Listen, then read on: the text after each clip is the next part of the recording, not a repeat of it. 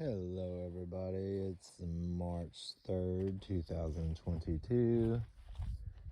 We started our off-grid system a couple of years ago. I'm way behind updating videos. So today I'm just going to do an overview of what we have.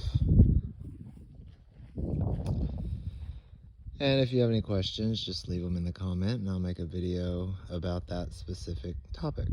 That being said, we have 30 100 watt panels. We have 20 at one angle and 10 at another angle. It's March, so these 10 are going to be pulling in a little more than those 20.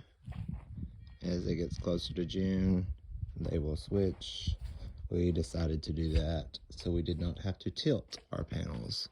I have everything mounted on treated 2x4s and 4x4s as opposed to buying the metal brackets for solar panels to save money.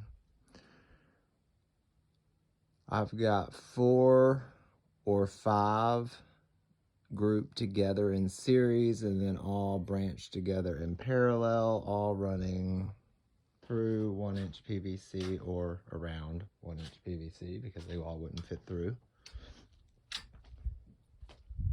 to a bus bar where they all connect to each other. This is our energy room slash everything else room. They all come in and go to this bus bar to combine, and then I converge it into our solar charge controller, which we went with a Midnight Classic.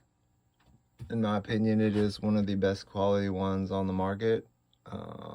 We had bought another brand prior to, I'm not going to say what kind, but it moisture got in it within a day, sent it back.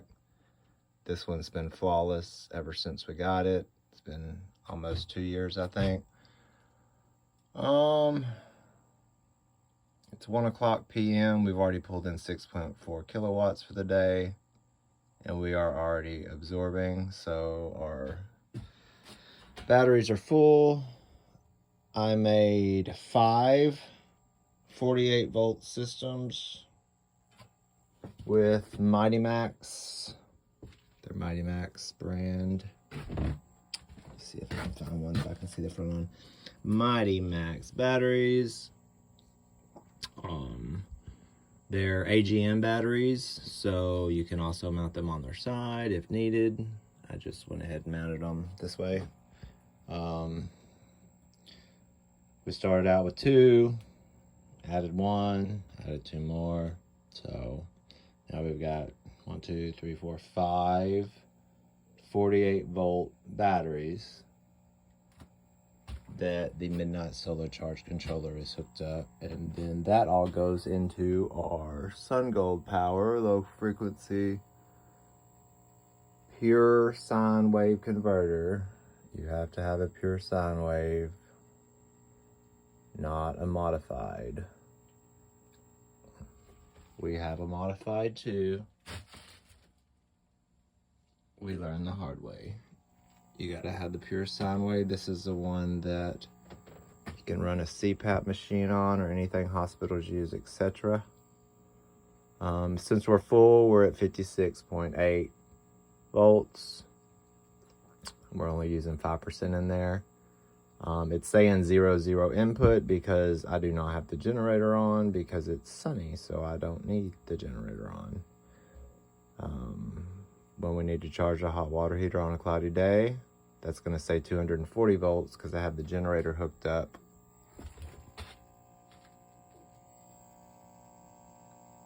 On the bottom here, that's my power cord coming in from the generator when and if needed. This is all going out to the house to power everything. So charge capacity control knob is at 50%. Doesn't matter where it's at unless you're charging your batteries with a generator. that's going to allow you to charge faster or slower depending on if you have, you know, if you're running a hot water heater and you're at 55%, you can only bump it up to 50%. Whereas if you are if I turned it on now, I could bump it all the way up and it would be charging and get us floating and start blinking very fast. So I just leave it on 50 because we only use that on cloudy days. This is a 48 volt, obviously, pure sine wave. It's 48 only. So this is the system we have. We went with 48 because 48 is just a better way to go. So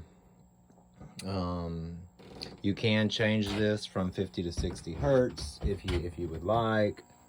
On a dip switch, you can change your low battery mode because this clicks off at 40 volts or 42 volts, depending on which.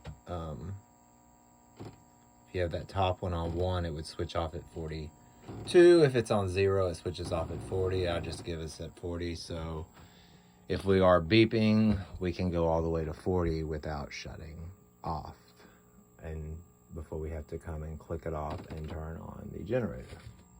We've also got soffit vents in, one there, 3 over there.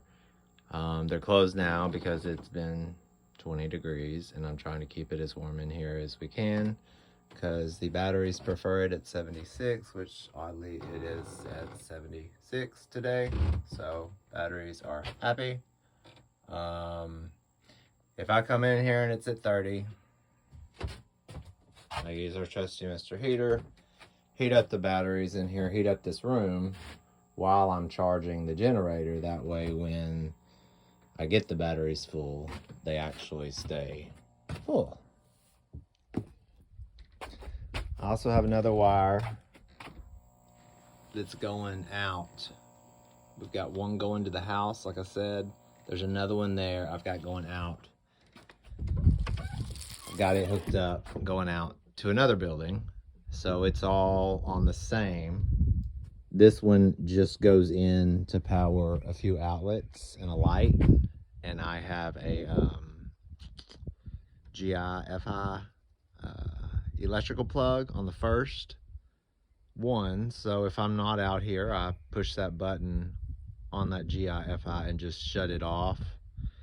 So it doesn't even pull any energy unless I need it. I can just click it on, basically like a breaker out here when and if needed. We have chickens, we have ducks, we have cats.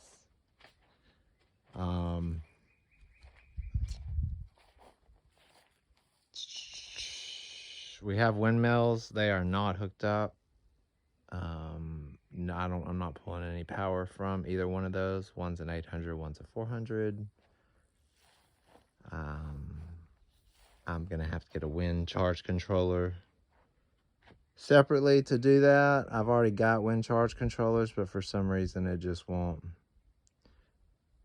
I don't know if the midnight is just too good and keeping the batteries full enough to where they just never kick on. They're really cheap. Maybe that's the problem. You get what you pay for. We also have a wood burning fireplace / stove, potbelly stove, whatever you want to call it. That was a fun experiment. We did get it figured out. Anyways, let me know if you have any questions, comments, concerns. I'm planning on making more videos, more in depth about, say, the inverter or the charge controller or the batteries or pure sine wave versus modified sine wave, or why you may need a transistor to pre-charge your resistor to pre-charge your transistors. There's a lot of things to learn. So anyways, let me know if you have any questions. I will try to answer them with another video. Thanks guys, y'all have a good day.